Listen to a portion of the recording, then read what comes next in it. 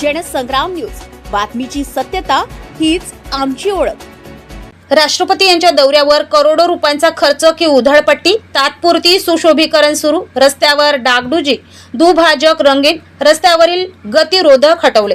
राष्ट्रपती महामहिम द्रौपदी मुर्मू यांच्या काही तासांच्या आगमनासाठी कोट्यावधी रुपयांचा निधी खर्च करणे सुरू आहे।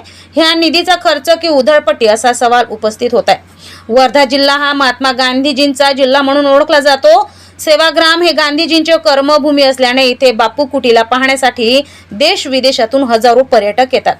मात्र इथल्या वास्तविक चित्राने गांधी विचारांची पकड सैल झालेली दिसून येत आहे। जिल्ह्यात गांधीजींच्या विचाराला तिलांजली देणारेच प्रकार घडतात। सुशोभीकरणातून गांधी कधीच दिसणार नाही।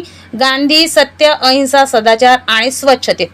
मात्र महात्मा गांधी आंतरराष्ट्रीय हिंदी विश्वविद्यालयात आणि बापू कुटीला भेट देण्यासाठी महामहिम राष्ट्रपती द्रौपदी मुर्मू ह्या 16 एप्रिल रोजी येणार आहेत। राष्ट्रपती ह्या फक्त 15 मिनिटांची सेवाग्राम आश्रमाला भेट आहे।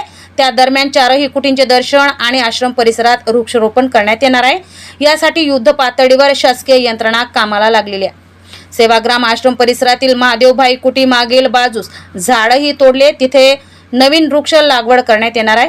शासकीय प्रोटोकॉलच्या नावाने आश्रमच्या मूल्यांना पायदळी तुडवल्या जात आहे। यावर गांधीजन ही बोलायला तयार नाही। वृक्षारोपण स्थळी असलेली झाड टवटवीत दिसण्यासाठी केमिकल औषधांची फवारणी कृषी विभाग करणार असल्याची माहिती समोर आली आहे। कायम स्वच्छतेत दिसणार सेवाग्रामचे रस्ते आज मात्र चकाकत आहे।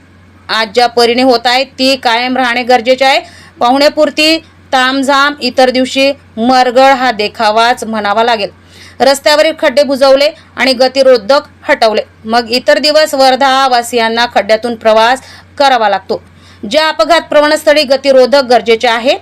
कचऱ्याच्या विळख्यात अख्खं शहर दिसून येते, मग याकरिता निधी का उपलब्ध होत नाही?